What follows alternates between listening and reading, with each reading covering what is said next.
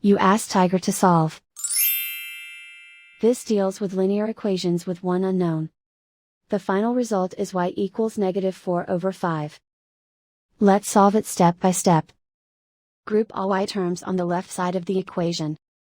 Subtract 4y from both sides. Group like terms. Simplify the arithmetic.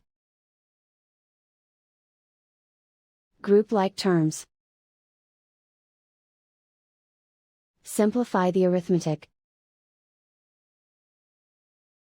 Group all constants on the right side of the equation. Subtract 4 from both sides. Simplify the arithmetic.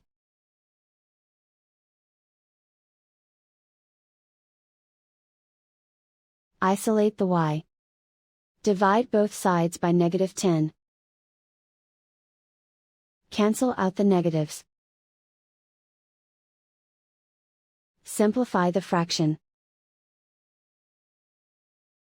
Move the negative sign from the denominator to the numerator. Find the greatest common factor of the numerator and denominator. Factor out and cancel the greatest common factor. And so the final result is y equals -4/5.